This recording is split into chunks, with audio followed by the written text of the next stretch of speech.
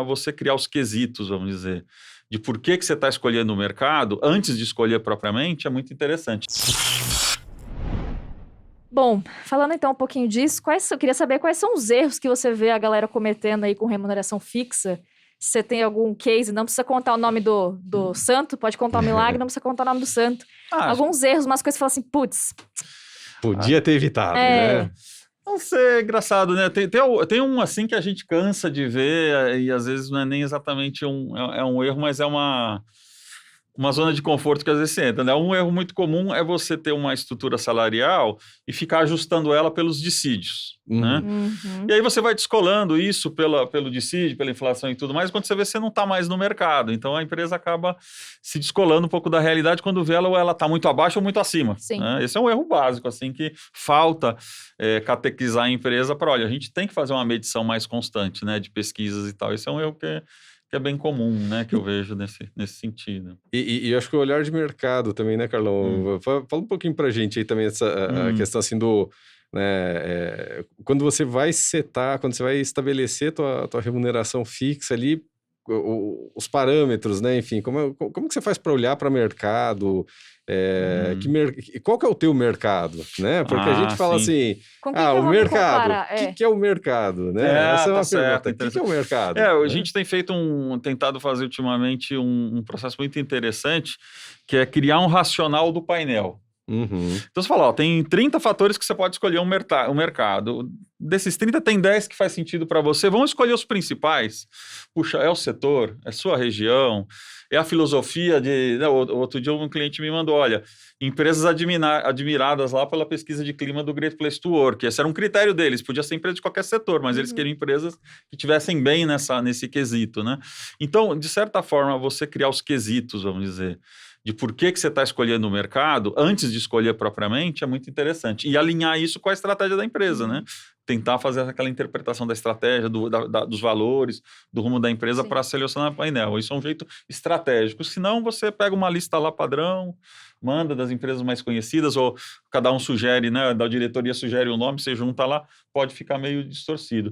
Isso ajuda também para você criar o que a gente chama lá da proposta de valor para o empregado, ele saber por que é aquele painel, o que aquele painel reforça, o que tem a ver e tal, faz parte da história que você vai contar também, se você for suficientemente transparente aí, quiser mostrar, né? Tem uma lógica, né? E aí volta de novo, que a gente fala bastante, o propósito, e às vezes a pessoa fala assim, nossa, mas isso é muito subjetivo, né? Um propósito e tal.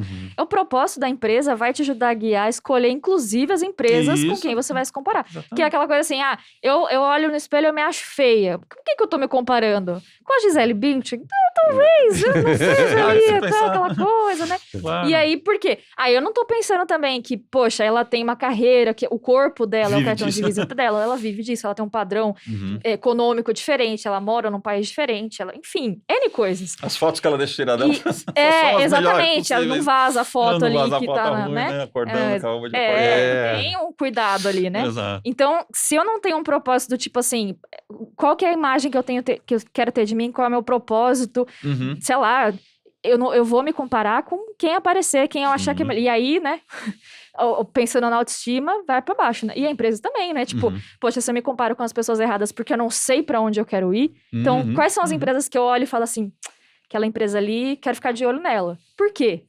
E aí você vai fazendo aquele exame que você falou de voltar, né? De chegar num ponto e começar a voltar, analisar, né? Fazer os porquês, né? Porque isso, é tipo você...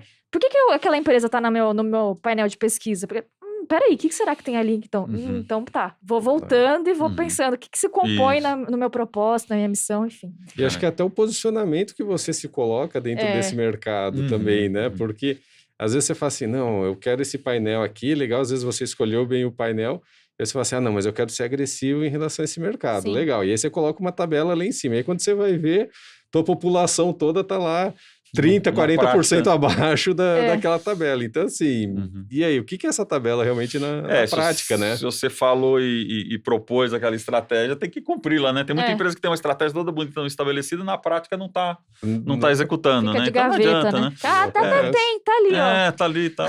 Mas na prática agora não dá para fazer aquilo. Então. Eu prefiro, geralmente eu falo para os meus clientes, eu prefiro ter uma estratégia conservadora que você pratica e ela tá lá todo dia acontecendo, aquela tabela funciona, os gestores usam, mesmo seja sendo financeiramente sustentável, né? Tem uma maravilhosa que você só fala não para ela. Sabe que tem uma frase que fala assim, se você tem a memória ruim, você tem que sempre falar a verdade. Porque quem fala a verdade não precisa lembrar de nada. Exato, é verdade. Você tá falando a verdade. Então é isso, né? Se sua missão, o seu propósito é verdade, você não precisa ficar preocupado quando tem umas coisas que vão fluir, vão acontecer, vão...